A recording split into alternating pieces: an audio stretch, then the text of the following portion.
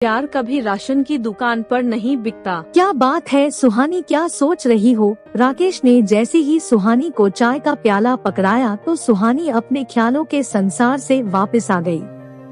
राकेश, एक बात बताओ कि जिस तरह माँ बाप को बेटों से प्यार होता है उस तरह बेटियों से क्यों नहीं होगा, और अगर होता भी है तो उसे जाता क्यों नहीं सकते? राकेश ने चाय की चुस्की लेते हुए कहा कि तुम ऐसा क्यों सोचती हो? माँ बाप अपने दोनों बच्चों को एक जैसा प्यार करते हैं, पर बेटी पर शादी के बाद शायद वो अपना हक कम समझते हैं।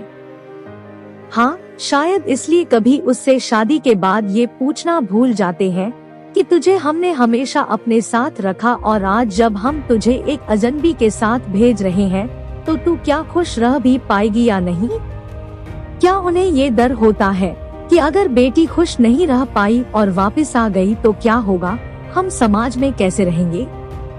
और जब बेटे की शादी होती है तो क्यों नहीं भूल जाते ये हक? अब राकेश की चाय खत्म हो चुकी थी और उसने सुहानी से पूछा कि क्या तुम्हें कोई तकलीफ है? तुम्हें जो कुछ भी कहना है तुम मुझसे कहो, मैं हूँ तुम्हारे साथ। पर क्यों राकेश, क्या उनका काम एक जिम्मेदारी निभाने का था जो उन्होंने निभा दी और बस हो गया?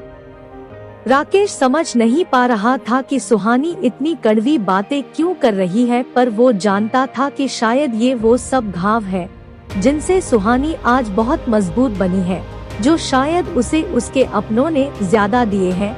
आज सुहानी अकेले रहना सीख गई थी और उसने खुद को इतना स्ट्रॉन्ग बना लिया था कि कोई है तो भी ठीक और कोई नहीं है तो भी ठीक, और इन सब में राकेश ने उसकी एक दोस्त की तरह मदद की थी।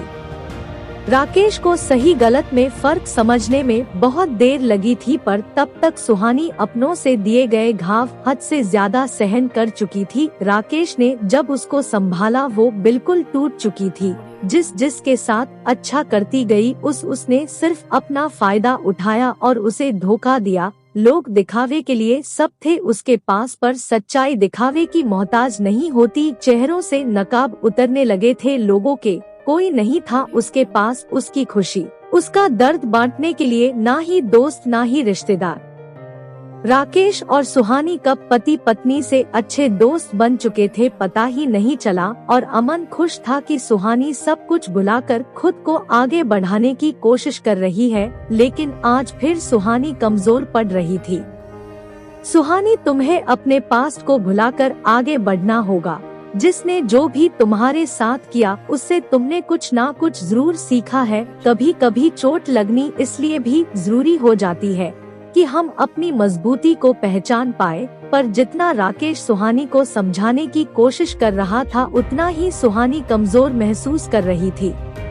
आखिर में अमन को समझ आ गया कि सुहानी को कुछ समय अकेले में बिताने की जरूरत है, तो उसने कहा कि सुहानी अभी तुम आराम कर लो, शाम को हम चलेंगे और मम्मी पापा से मिल भी आएंगे।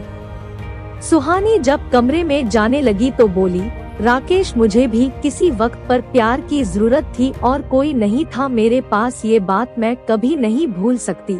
और एक बात हमेशा याद रखना, तुम चाहे मुझे कितना मजबूत बनाने की कोशिश कर लो, पर मैं इंसान हूँ और मुझे भी सबके साथ की सबके प्यार की जरूरत है, और प्यार कभी भी राशन की दुकान और मार्केट पर नहीं मिलता। इतना कहकर सुहानी अपना मन हल्का करके अपने कमरे में सोने चली गई। प्यार कभी राशन की दुकान पर नहीं बिकता। हिंदी स्टोरी ऑफ वुमेन अच्छी लगी हो तो अपने दोस्तों के साथ भी शेयर कीजिए और कमेंट में जरूर बताइए कि कैसी लगी हमारी ये कहानी।